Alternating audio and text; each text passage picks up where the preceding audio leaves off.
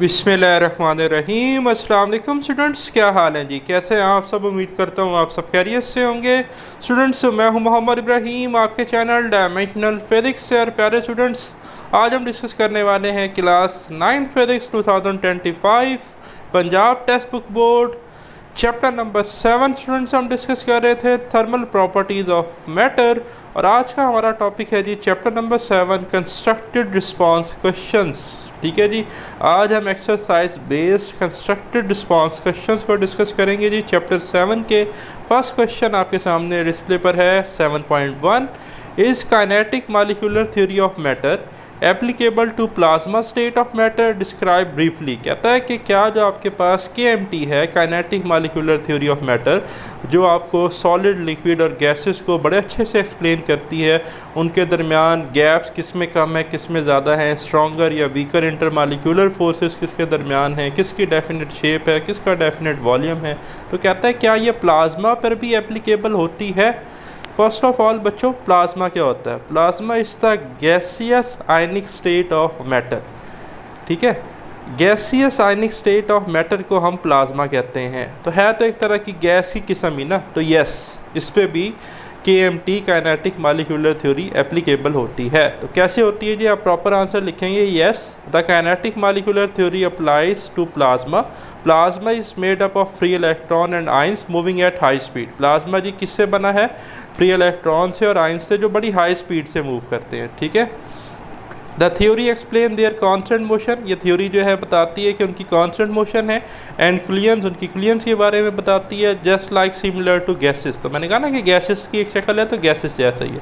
Example आपके पास है जी, plasma in stars like the sun exhibit such behaviour. जो हमारी सन है और इंटायर यूनिवर्स तकरीबन प्लाज्मा ही है, तो सन की जो स्पेशली सरफेस है वहाँ पर आपके पास फ्यूजन रिएक्शन हो रहे होते हैं, प्रोटॉन प्रोटॉन टाइप रिएक्शन, वो सारा प्लाज्मा है। और रीज़न भी यहाँ मैंने दे दिया, since particles are in motion their behaviour follows the same rule of the kinetic energy. अच्छा, कि प्लाज्मा के जो पार्टिकल हैं वो मोशन में होते हैं, मोशन की वजह से उनके पास काइनेटिक एनर्जी है, और ये तो नाम ही क्या है, kinetic molecular theory of matter, तो वो उसको ओबे करती है। तो यस आप लिख लेंगे। ठीक है, सेकंड क्वेश्चन है जी हमारे पास, why is mercury usually preferred to alcohol as a thermometric liquid.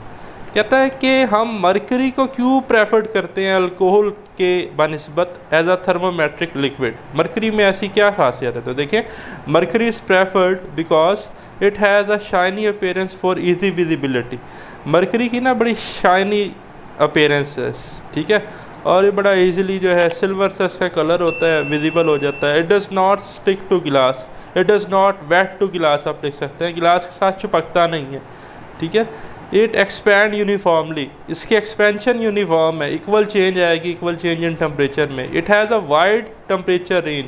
अच्छा, जो इसका लोअर पॉइंट है और जो इसका अपर पॉइंट है, या मिनिमम पॉइंट है, मैक्सिमम पॉइंट है, थर्मामीटर रेंज के लिए बड़े इंपॉर्टेंट होते हैं जी, वो बड़ी वाइड रेंज है, -39 degree Celsius to 357 degree Celsius. Example में आप लिख लेंगे, mercury thermometer are use in labs. ज़्यादातर साइंटिस्ट हजरात इसे यूज़ करते हैं जी। और रीज़न क्या है जी? This features help measure temperature accurately. इन्हीं फीचर्स की वजह से जो है जी हम एक्यूरेट टेम्परेचर मेजरमेंट कर सकते हैं। फिर 7.3 है, why is water not suitable for use in thermometers without calculation gas. What is equivalent temperature of 373 kelvin on Celsius and Fahrenheit scale. दो चीज़ें पूछी गई हैं।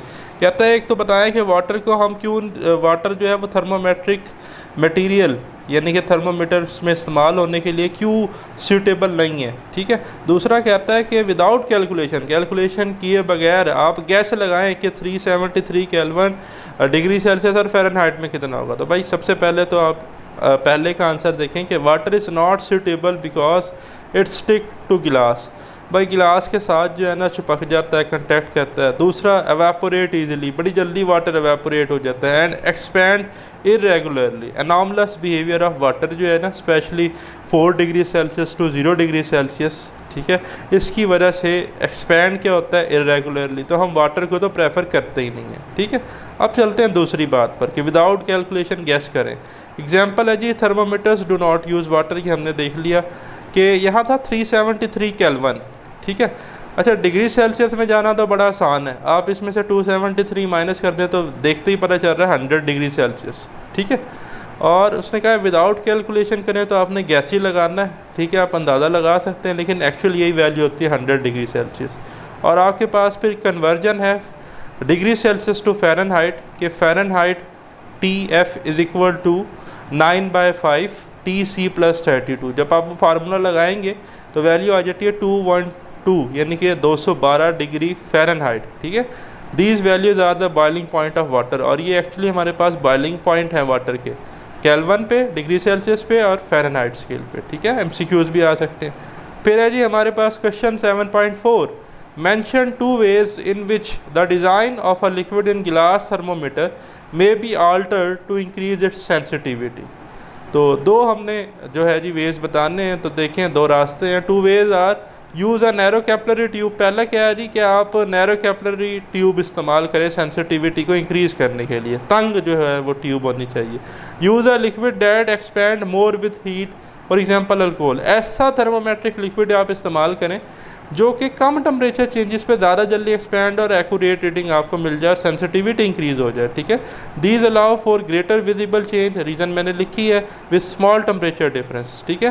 तो थोड़ा भी टेम्परेचर डिफरेंस होगा तो ग्रेटर विजिबल चेंज प्रोड्यूस हो जाएगी। और clinical thermometers use narrow tubes, doctors specially इस तरह के थर्मोमीटर्स इस्तेमाल करते हैं। फिर आपके पास है जी question 7.5, 1 liter of water is heated by a stove and its temperature rises by 2 degree Celsius.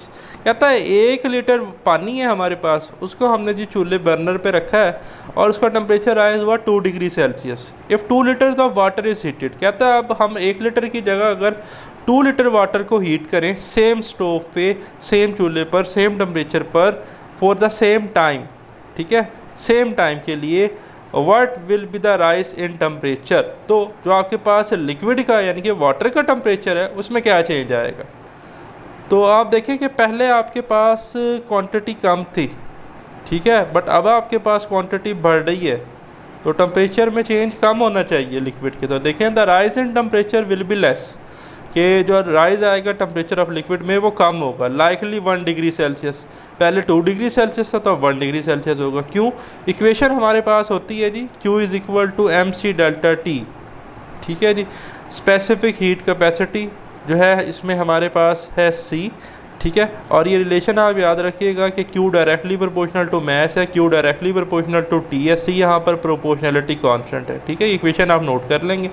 अब वो कहता है इस इक्वेशन में अगर हम मैस डबल करें तो Q कांस्टेंट रखने के लिए, अगर मैं मैस डबल कर रहा हूँ तो साथ वाला C तो कांस्टेंट है वैसे ही, तो डेल्टा T को हाफ होना चाहिए ना, ताकि Q कांस्टेंट रहे। तो when mass double delta T becomes half if Q is constant, ठीक है। तो यहाँ यही हुआ है कि 1 लीटर से 2 लीटर हो गया काम, ठीक है। तो हमने क्या किया फिर, तो हमारा टेम्परेचर जो 2 डिग्री सेल्सियस था वो हाफ हो गया 1 डिग्री सेल्सियस पे, हमने उसको हाफ कर दिया, ठीक है। Reason more mass absorb the same heat, ठीक है। अब क्या होगा, ज़्यादा मैस है लेकिन वही सेम हीट अब्जॉर्ब करेगा। तो एग्जांपल क्या है जी, heating a larger pot takes more times to reach the same temperature. तो अगर आप ज़्यादा लीटर जो है उसमें वाटर जो लेंगे तो उसको सेम टेम्परेचर पे यूज़ करने के लिए ज़्यादा टाइम लगेगा, ठीक है। फिर है question 7.6, why are there no negative numbers on the kelvin scale. कहता है कि भाई केल्विन स्केल पर नेगेटिव नंबर क्यों नहीं होते। Because kelvin starts at absolute zero. भाई केल्विन तो स्टार्ट ही कहाँ से होता है, एब्सोल्यूट ज़ीरो से, जहाँ से पार्टिकल की मोशन सीज होना शुरू हो जाती है, ठीक है, जहाँ पर उनकी काइनेटिक एनर्जी क्या हो जाती है, ज़ीरो। और इसे हम लोएस्ट पॉसिबल टेम्परेचर कहते हैं, ठीक है, लोएस्ट टेम्परेचर पॉसिबल लिखा हुआ है यहाँ पर। और इक्वेशन क्या है हमारे पास केल्विन की, डिग्री सेल्सियस टू केल्विन में जानना हो तो TK is equal to TC + 273। Below 0 kelvin particle motion can not decrease further. 0 kelvin से नीचे पार्टिकल की मोशन फर्दर डिक्रीज नहीं होती, ठीक है। और 0 केल्विन को हम लिखते हैं ना डिग्री सेल्सियस में -273 डिग्री सेल्सियस, ये भी पेपर में MCQ आ सकता है। फिर है question 7.7, comment on the statement thermometer measures it's on temperature. कहता है भाई थर्मोमीटर जो अपने टेम्परेचर मैयर करता है, इस स्टेटमेंट के बारे में आप क्या कहते हैं। दिस इज़ ट्रू, ये एग्जैक्ट स्टेटमेंट है। The thermometer reach the same temperature as the object it touch, ठीक है। तो थर्मोमीटर जो है अपने उस टेम्परेचर पर ही जाएगा जिस ऑब्जेक्ट को टच करेगा। It works on the thermal equilibrium.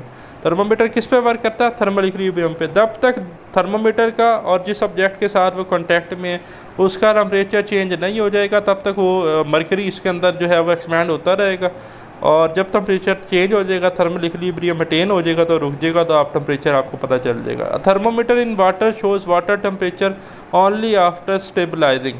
तो कहता है थर्मोमीटर अगर जो हमारे पास है हमने उसके पानी में फॉर एग्जांपल डाला हुआ है, वाटर का टेम्परेचर मेजर कर रहे हैं, तो जब तक वो स्टेबल नहीं हो जाएगा तब तक वो रीडिंग नहीं देगा। इसी तरह आपके पास है जी 7.8 compare temperature of objects cotton would plastic metals in a winter night. कहता है जी सर्दियों की रात है, कॉटन है, वुड है, प्लास्टिक है, मेटल है, इनके टेम्परेचर्स को ज़रा कंपेयर करें। तो देखें आंसर सिंपल है, all have the same temperature. क्यों भाई सारे सेम टेम्परेचर पे क्यों है? S air but metals. अब क्या कहता है भाई सारे ही जो है वो क्या है, सारे के सारे देखा जाए भाई हवा में है ना, जो जैसा मौसम है वहाँ का वही टेम्परेचर है। But metals feels colder, metal आपको ठंडा महसूस होता है। क्यों? Due to higher thermal conductivity, कि वो आपके हाथ से हीट बड़ी जल्दी ले लेता है तो आपको ऐसा फील होता है ठंडा है। Example metal feels cold, wood does not. Metal आपको ठंडा कोल्ड महसूस होगा जबकि लकड़ी नहीं होगी। Metals pulls heat from your hand faster, ये बात मैंने शुरू में कर दी। ये मेटल जो है वो आपके हाथ से हायर थर्मल कंडक्टिविटी होने की वजह से हीट बड़ी जल्दी से ले लेता है तो आपको महसूस होता है यार ये ठंडा है। ठीक है, इसकी एग्जांपल ऐसे ही है कि सर्दियों में आप अपनी बाइक का क्लच पकड़ें और अपनी सीट पे हाथ रखें तो सीट आपकी लेदर की है तो आपको ऐसा लगेगा यार जैसे बस नॉर्मल ही है, गर्म ही है। तो क्लच वगैरह किसी चीज़ पे हाथ लगेगा तो आप कहेंगे यार ये बड़ा ठंडा है। ठीक है, फिर है 7.9 which is greater and increase in temperature 1 degree Celsius और इन 1 degree Fahrenheit. 1 degree Celsius is greater, भाई याद रखिएगा 1 डिग्री सेल्सियस ग्रेटर होता है। इक्वेशन क्या है? इक्वेशन ये है कि 1 degree Celsius equal to 1.8 degree Fahrenheit. The Celsius scale increase more per unit, क्योंकि सेल्सियस स्केल जो है वो ज़्यादा इंक्रीज़ होता है as compare to Fahrenheit scale per unit. अगर हम देखें एग्जांपल है 5 degree Celsius rise is equal to 9 degree Fahrenheit rise. तो कहता है अगर कहीं पर 5 डिग्री सेल्सियस टेम्परेचर राइज कर रहा है तो वो फ़ारेनहाइट में 9 डिग्री फ़ारेनहाइट राइज करेगा, तो सेल्सियस स्केल ज़्यादा है। ठीक है, फिर क्वेश्चन है 7.10 why would not all gas molecules have the same speed. कहता है कि जी सारे के सारे गैस मालिक्यूल की स्पीड एक जैसी क्यों नहीं होती? आंसर सिंपल है, molecules constantly collide and exchange energy.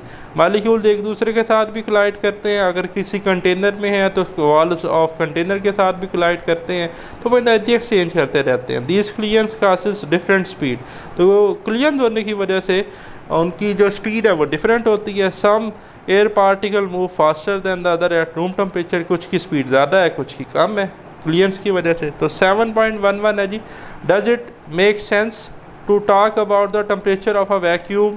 कहता है कि क्या ये कोई सेंस बनती है क्या वैक्यूम में टेम्परेचर की बात करें? No, a perfect vacuum have no particle so no temperature. और टेम्परेचर तो होगा पार्टिकल की मोशन क्लियन की वजह से। वैक्यूम क्या है? पार्टिकल लेस रीजन, वहाँ तो पार्टिकल है ही नहीं, लेस पार्टिकल रीजन हम कहते हैं ना, पार्टिकल लेस रीजन है ही नहीं पार्टिकल, तो वहाँ पे तो टेम्परेचर ही नहीं होगा। Temperature depends on particle motion, particle ही नहीं तो उनकी मोशन कहाँ से होगी? Space is nearly a vacuum but has a low temperature due to radiation.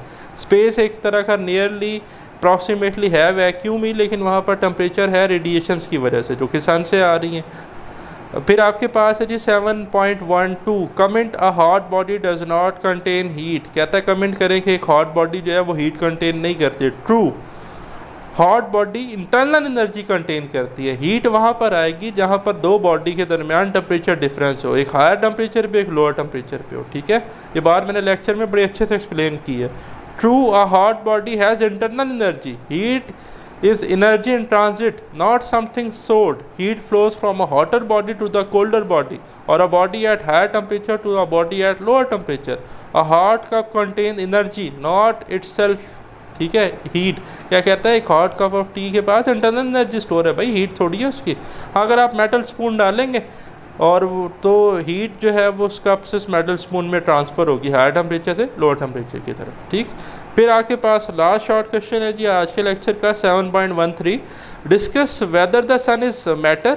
Yes, the sun is made up of plasma and plasma is the gaseous ionic state of matter. So sun is also matter, ठीक है। Reason क्या है जी? It consist of charge particles, free ions and free electrons.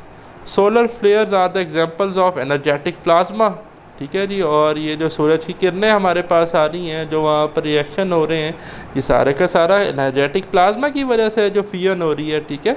तो ये हमारा आज का वीडियो लेक्चर था। अपना ख्याल रखिएगा, मुझे दें इजाज़त, अल्लाह हाफिज़।